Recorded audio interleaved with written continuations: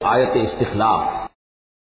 اب جو آیت آ رہی ہے یہ بھی طویل آیات میں سے اور عظیم ترین آیات میں سے آیت استخلاف، یہ خلافت کا جو اللہ تعالیٰ نے وعدہ کیا ہے اس امت سے۔ وعد اللہ الذین آمنوا منکم وعملوا الصالحات، اے مسلمانوں اللہ کا وعدہ ہے تم میں سے ان لوگوں کے ساتھ جو ایمان اور عمل صالح کی شرطیں پوری کر دیں گے۔ یہ نام کے مسلمان، نسلی مسلمان جو اللہ کے حکم پر چلتے بھی نہ ہوں، اللہ کے احکام کے مطابق عمل نہ کرتے ہوں، دین کے لیے تن من دھن لگانے کو تیار نہ ہوں، ان سے یہ وعدہ نہیں ہے۔ وعدہ ہے حقیقی اہل ایمان جو ایمان حقیقی کی شرط پوری کرے اور ایمان کے جو عملی تقاضے ہیں ان کو بھی بجا لائے۔ وعد اللہ الذین آمنوا منکم وعملوا الصالحات لیستخلفنہم فی الارض، کہ وہ انہیں زمین میں خلافت عطا کرے گا، حکومت عطا کرے گا، غلبہ عطا کرے گا، کما استخلف الذین من قبلہم، جیسے کہ اس نے خلافت عطا کی تھی ان کو جو ان سے پہلے تھے، حضرت داؤد کو، حضرت طالوت کو، حضرت سلیمان کو جو خلافت دی گئی، بعد میں بھی مکابی حکومت قائم ہوئی ہے، اس میں بھی خلافت قائم ہوئی، تو یہ خلافت جیسے پہلے ہم نے دی تھی سابقہ امت مسلمہ کو، ایسے ہی اے امت محمد صلی اللہ علیہ وسلم تمہیں بھی خلافت دی جائے گی، بشرطے کہ ایمان اور عمل صالح کی یہ دو شرطیں تم پوری کرو۔ اب یہ خلافت جو ہے اس کو تین انداز میں یہاں بیان کیا گیا ہے۔ لَيَسْتَخْلِفَنَّهُمْ فِي الْأَرْضِ، انہیں لازماً خلافت دے گا زمین میں، حکومت دے گا، كَمَا اسْتَخْلَفَ الَّذِينَ مِن قَبْلِهِمْ، جیسے کہ خلافت دی تھی اور حکومت دی تھی ان کو کہ جو ان سے پہلے تھے۔ وَلَيُمَكِّنَنَّ لَهُمْ دِينَهُمُ الَّذِي ارْتَضَىٰ لَهُمْ، اور ان کے اس دین کو زمین میں غلبہ عطا کرے گا، قوت عطا کرے گا، تمکن عطا کرے گا جو اللہ نے ان کے لیے پسند کر لیا ہے۔ ظاہر بات ہے مسلمانوں کی خلافت ہے تو اس کے معنی کیا ہے؟ اللہ کے دین کا غلبہ ہے، وہ تو بات تو ایک ہی ہے، اللہ کا دین غالب، اس کی کیا معنی ہے؟ مسلمانوں کی خلافت۔ تو چیز ایک ہی ہے لیکن یہاں تین الفاظ لا کر اس کی اہمیت کو نمایاں کیا جا رہا ہے تین اعتبارات سے۔ وَلَا يُمَكِّنَنَّ لَهُمْ دِينَهُمُ الَّذِي ارْتَضَىٰ لَهُمْ، اب یہاں دیکھیے وہی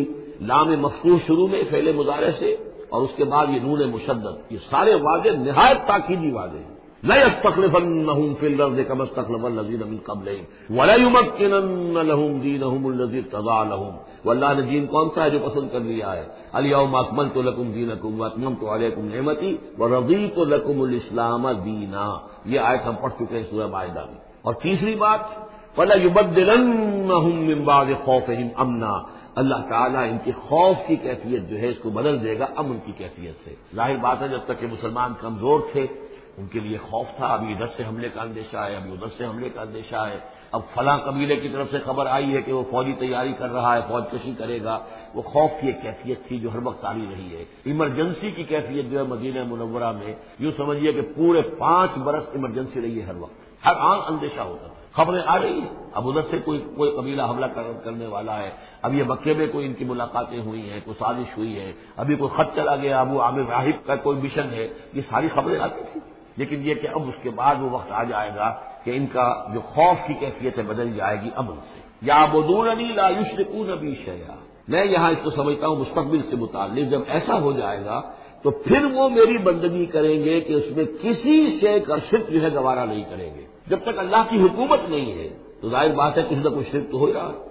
اب ہم یہاں رہ رہے ہیں، پاکستان میں رہ رہے ہیں، اللہ کا دین تو قائم نہیں ہے، قانون کس کا ہے؟ اللہ کا تو نہیں ہے۔ تو گویا کہ ہم قومی اعتبار سے، اجتماعی اعتبار سے کفر اور شرک میں زندگی بسر کر رہے ہیں۔ ہمارا اپنا کوئی عقیدہ فرض کیجیے ہے بھی ٹھیک، بالکل مشرکانہ اوہام سے ہم نے اپنے آپ کو پاک کر لیا ہے اور توحید فی العقیدہ ہماری بالکل صحیح ہے، لیکن سوال یہ کہ ہم اس ملک کے شہری ہیں، اس ملک کا دستور ہے، اس ملک کے اندر جو ہے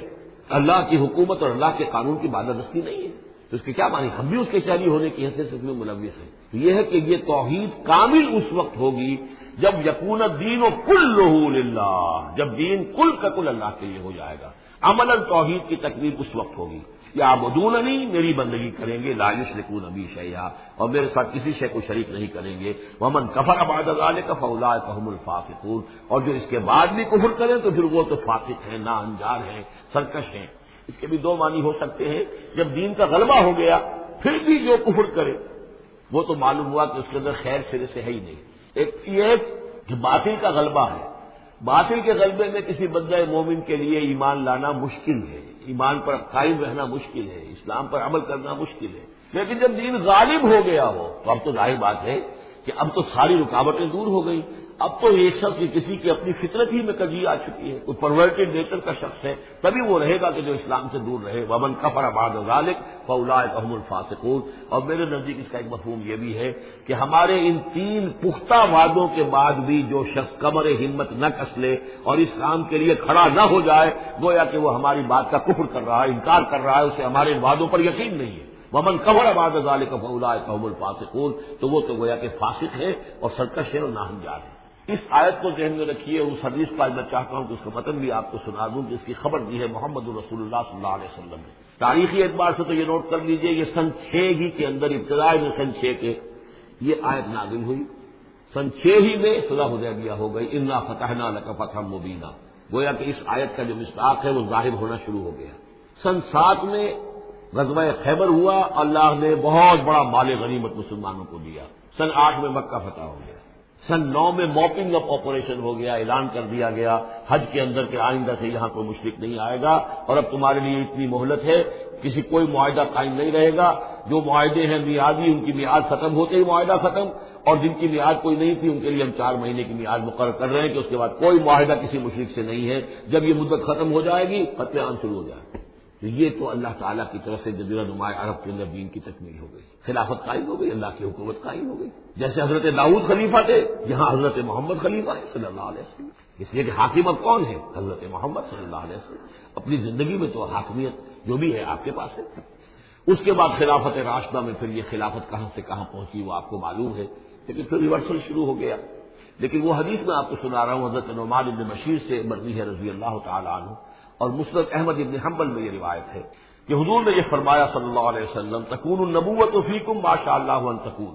مسلمانوں تمہارے مابین نبوت موجود رہے گی جب تک اللہ چاہے گا کہ رہے، یعنی میں موجود رہوں گا بنفس نفیس تمہارے مابین جب تک اللہ چاہے گا۔ ثم یرفع اللہ اذا شاء یرفعہ، پھر اللہ تعالیٰ اس کو اٹھا لے گا جب چاہے گا، نبوت کو اٹھا لے گا،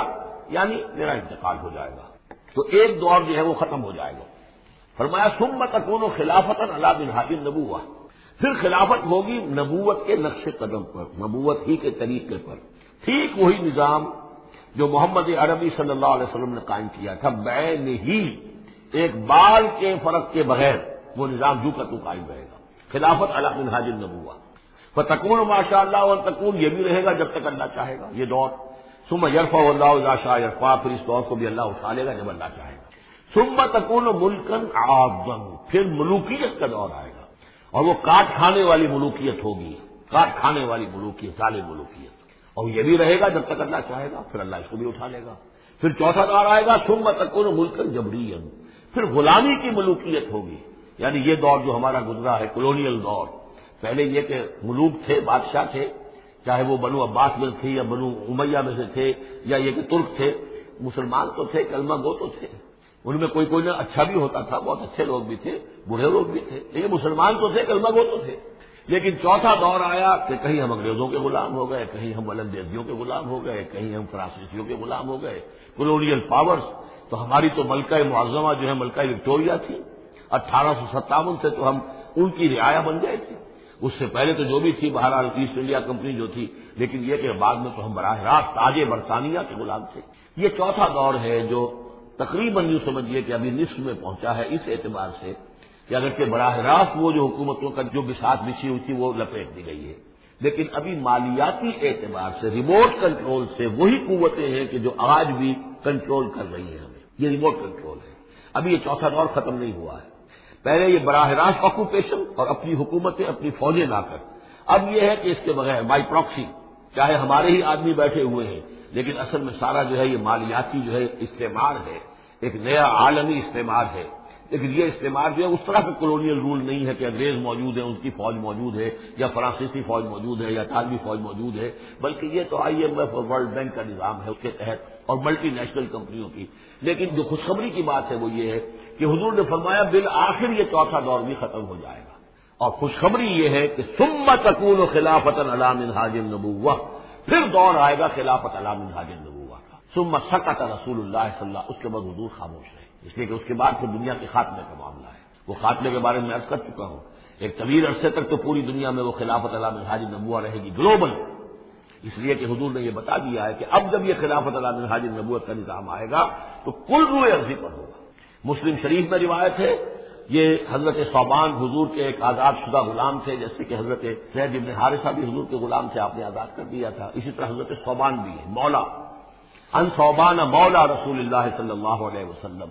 اس میں روایت کیا ہے، حضور نے فرمایا ان اللہ زوالی الارض، اللہ نے میرے لیے ساری زمین کو لپیٹ دیا یا سکیڑ دیا،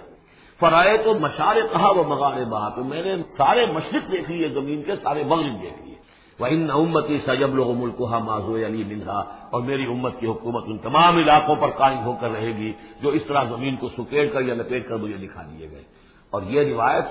صحیح مسلم کی ہے۔ اسی طرح کی ایک اور حدیث ہے حضرت مقداد بن الاسود سے رضی اللہ تعالی عنہ کہ اس روئے ارضی پر کوئی گھر اور کوئی خیمہ نہیں بچے گا، یعنی سیٹل جو علاقے ہیں جہاں گھر ہیں، شہر ہیں، گھر بنے ہوئے ہیں، مکان بنے ہوئے ہیں، یا نومیڈک ٹرائبز جہاں بھی ہیں کہ وہ اپنے خیمے لے کے ادھر سے ادھر جاتے رہتے ہیں، نہ کوئی گھر بچے گا نہ خیمہ جس میں اللہ کا دین داخل نہ ہو جائے۔ بعز عزیز اور ذل ذلیل، یا تو یہ کہ گھر اور خیمے والا اسلام قبول کرے گا، اسلام اس کے گھر میں داخل ہوگا، اس کا بھی اعزاز ہوگا، اور یا وہ گھر والا اسلام قبول نہیں کرے گا لیکن اسلام کی بالادستی جو ہے تسلیم کرنی پڑے گی۔ یؤتوا الجزیۃ عن ید وہم صاغرون، یہ جو ہم پڑھ رہے ہیں سورہ توبہ کے اندر، تو گویا کہ اس کے گھر میں بھی اسلام تو آ گیا لیکن وہ بدبخت جو ہے اسلام کی نعمت سے اور اس کے اعزاز سے محروم رہا۔ یہ ہے وہ خبر کہ جو ہے صحیح احادیث ہیں، اور یہ منطقی طور پر بھی سمجھ لیجئے کہ قرآن مجید میں یہ بات واضح کر دی گئی کہ حضور کو بھیجا گیا غلبہ دین کے لیے، 3 دفعہ فرمایا۔ سورہ توبہ میں ہم پڑھ چکے ہیں، 2 مرتبہ آگے اور آنا ہے، هو الذی ارسل رسولہ بالہدی ودین الحق لیظہرہ علی الدین کلہ، اور 5 مرتبہ فرمایا کہ حضور کو بھیجا گیا پوری نوع انسانی کے لیے۔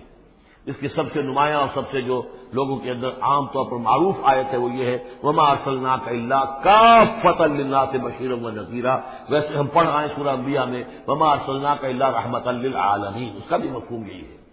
تمام جہان والوں کے لیے ہم نے بھیجا ہے آپ کو رحمت بنا کر، اور ہم نے نہیں بھیجا ہے محمد آپ کو مگر پوری دنیا کے لیے، پوری نوع انسانی کے لیے بشیر اور نذیر بنا کر۔ ان دونوں کو جوڑو تو اس کا منطقی نتیجہ بھی یہ ہے کہ حضور کی بعثت کا مقصد مکمل ہوگا ہی اس وقت جبکہ کل عالم انسانیت پر دین حق غالب ہو جائے، اور یہ ہو کر رہنا ہے۔